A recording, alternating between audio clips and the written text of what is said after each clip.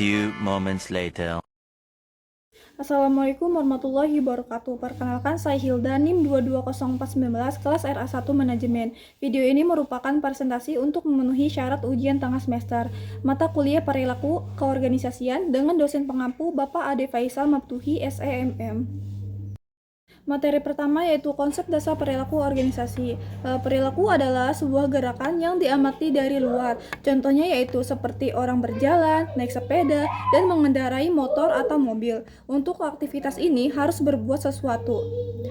Selanjutnya yaitu organisasi. Organisasi itu adalah struktur antara hubungan pribadi yang berdasarkan wewenang formal dan kebiasaan-kebiasaan di dalam suatu sistem administrasi. Tujuan perilaku organisasi dapat dibedakan menjadi 3 macam, yaitu yang pertama practical application, yang kedua personal growth, dan yang ketiga increased knowledge. Selanjutnya yaitu perilaku individu dalam organisasi. Perilaku individu dalam organisasi adalah hasil integrasi antara individu-individu dalam organisasinya.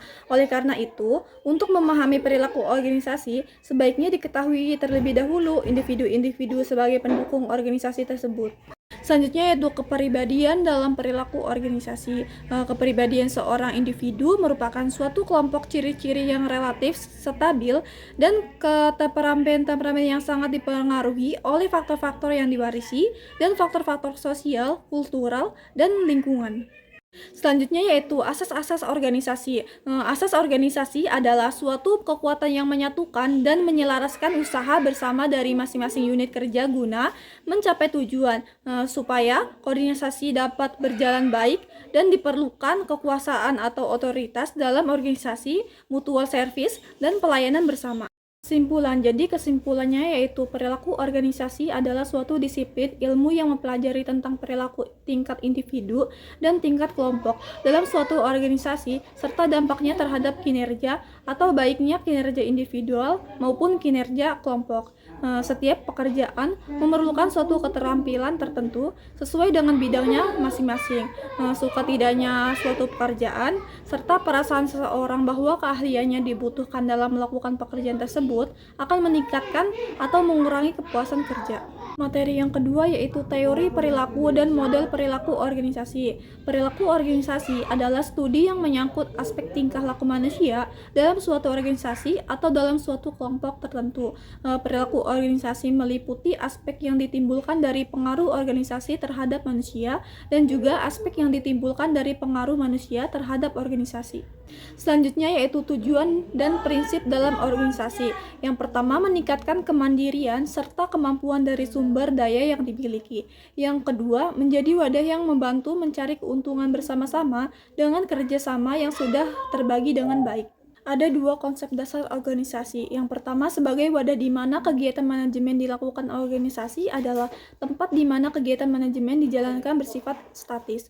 Yang kedua, sebagai proses di mana terjadi interaksi antara orang-orang menjadi anggota organisasi yang bersangkutan memperhatikan dan menyoroti interaksi antara orang anggota organisasi yang bersifat dinamik. Selanjutnya yaitu pentingnya mempelajari perilaku organisasi. Yang pertama, dengan mengetahui perilaku manusia, baik secara individu maupun kelompok di dalam organisasi akan membantu pimpinan organisasi untuk menempatkan orang tersebut pada jabatan atau bagian pekerjaan yang sesuai dengan kepribadian dan keahliannya.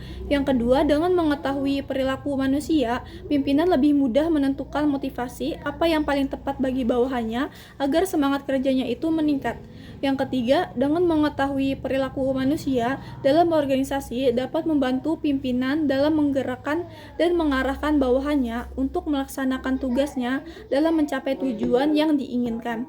Dan yang keempat, dengan mengetahui perilaku manusia dalam organisasi itu dapat membantu pimpinan dalam mengintegrasikan bawahannya untuk melaksanakan tugasnya untuk mencapai tujuan organisasi. Selanjutnya yaitu model perilaku organisasi. Yang pertama, model otokratik adalah keseluruhan bersifat otoriter yang bergantung kepada kekuasaan. Yang kedua, model kastodial adalah jawaban dari kelemahan yang dimiliki oleh model autokratis dalam hal kebebasan bagi para karyawan yang terkekang aspirasi. Yang ketiga, model suportif adalah pada kepemimpinan serta cara persuasif bagi pemimpin untuk membantu para karyawannya dalam mengerjakan dan menyelesaikan pekerjaan. Yang keempat, model kolegial adalah perluasan dari model suportif. Penekanan pada model ini adalah upaya manajer untuk menimbulkan kemitraan. Jadi kesimpulannya yaitu organisasi adalah satuan atau unit sosial yang memiliki fungsi terdiri dari dua orang atau lebih yang saling berkoordinasi untuk mencapai tujuan. Perilaku organisasi adalah studi yang menyangkut aspek tingkah laku manusia dalam suatu organisasi atau dalam suatu kelompok tertentu.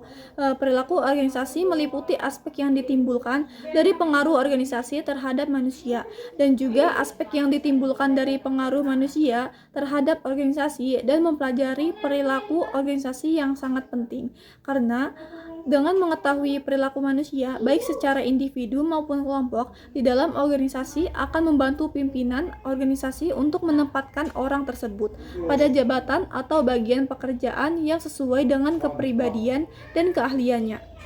Yaitu materi ketiga, perilaku individu, kelompok, dan pengaruhnya terhadap organisasi. Perilaku individu adalah sebagai suatu fungsi dari interaksi antara individu dan lingkungannya.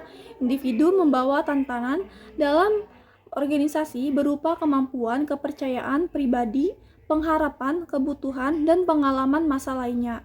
Organisasi diciptakan oleh manusia untuk mencapai suatu tujuan, dan pada saat yang sama manusia juga membutuhkan organisasi tersebut untuk mengembangkan dirinya.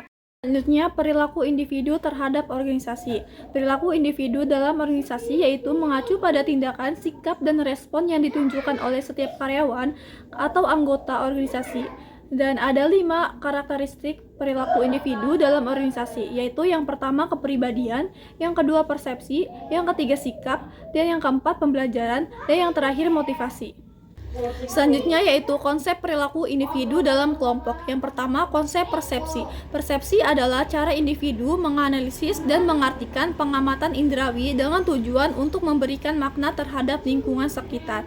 Yang kedua, konsep nilai. Nilai adalah keyakinan dasar akan segala sesuatu yang dianggap baik dan benar. Yang ketiga, konsep sikap atau attitude. Sikap atau attitude diartikan sebagai pernyataan evaluasi atau penilaian terhadap suatu objek. Yang keempat, konsep kepuasan kerja. Kepuasan kerja diartikan sebagai sikap individu terhadap pekerjaannya. Seseorang yang memiliki kepuasan kerja tinggi akan memiliki sikap yang positif terhadap pekerjaannya. Pengaruh perilaku individu terhadap organisasi. Perilaku individu dalam organisasi memiliki pengaruh yang signifikan terhadap efektivitas dan kinerja organisasi. Beberapa pengaruh perilaku individu terhadap organisasi. Yang pertama, produktivitas. Yang kedua, kepuasan kerja. Yang ketiga, pengambilan keputusan. Yang keempat, iklim organisasi. Yang terakhir, perubahan organisasi. Selanjutnya yaitu perilaku kelompok terhadap organisasi. Perilaku kelompok dalam organisasi mengacu pada pola perilaku, interaksi, dan dinamika yang terbentuk di antara anggota kelompok atau tim dalam organisasi. Ada 5 karakteristik perilaku kelompok dalam organisasi, yaitu yang pertama norma kelompok, yang kedua keefektivitas, yang ketiga kepemimpinan, yang keempat komunikasi, yang kelima konflik. Perilaku kelompok terhadap organisasi. Perilaku kelompok dalam organisasi dapat memberikan pengaruh yang signifikan terhadap kinerja dan efektivitas organisasi. Kesimpulannya yaitu perilaku individu dan kelompok dalam organisasi dapat memberikan pengaruh yang signifikan terhadap kinerja dan efektivitas organisasi. Organisasi perlu memahami dan mengelola perilaku individu dan kelompok dengan baik. Misalnya, melalui sistem rekrutmen yang selektif, program pengembangan karyawan, manajemen kinerja yang efektif, pengembangan tim, manajemen konflik, dan penguatan budaya organisasi yang positif. Hal ini dapat membantu organisasi dalam mencapai tujuan dan meningkatkan efektivitas organisasi secara keseluruhan. Selanjutnya yaitu materi keempat, teori motivasi dan penerapannya dalam organisasi. Motivasi adalah proses yang menjelaskan intensitas, arah, dan ketekunan seseorang individu untuk mencapai tujuannya. Sehingga ada 3 elemen motivasi, yaitu intensitas, arah, dan ketekunan. Intensitas adalah beberapa kerasnya seseorang berusaha, namun intensitas yang tinggi saja tidak akan membawa ke hasil yang diinginkan, kecuali disertai dengan upaya atau arah. Sedangkan ketekunan adalah ukuran seberapa lama seseorang dapat mempertahankan usahanya. Penerapan motivasi dalam organisasi. Yang pertama, memberikan pengakuan, yaitu memberikan apresiasi dan pengakuan atas prestasi kerja karyawan dapat meningkatkan motivasi dan kepuasan kerja dan memberikan kesempatan.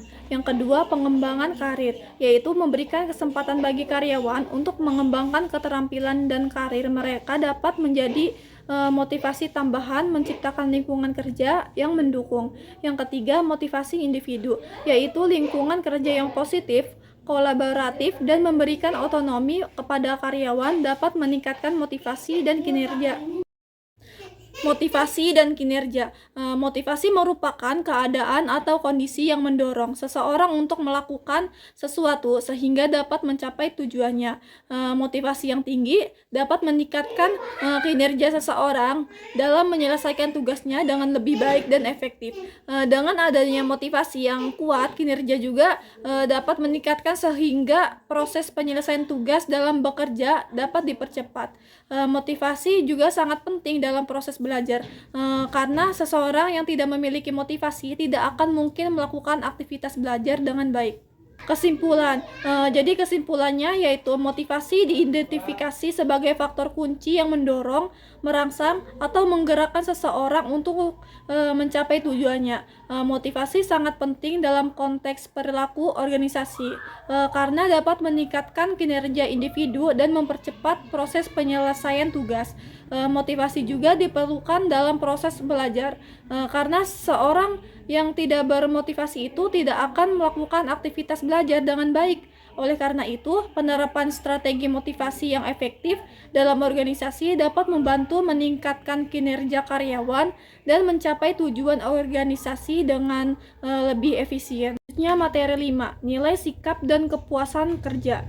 Nilai adalah konstituen yang sangat penting dari kehidupan individu. Nilai atau value penting untuk dipelajari dalam perilaku organisasi, karena di dalamnya untuk memahami sikap dan motivasi. Karena di dalamnya terdasar untuk memahami sikap dan motivasi, dan karena nilai-nilai mempengaruhi persepsi. Sikap adalah kesediaan bereaksi terhadap suatu hal.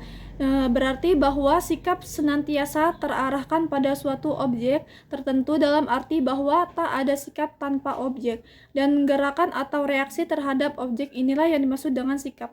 Selanjutnya ada 3 tipe-tipe sikap. Yang pertama, kepuasan kerja. Kepuasan kerja adalah sikap umum seseorang individu terhadap pekerjaannya. Yang kedua, keterlibatan kerja adalah mengukur seberapa besar seseorang mendukung pekerjaannya, berpartisipasi aktif dalam dan menanggapi hasilnya berharga bagi harga diri mereka.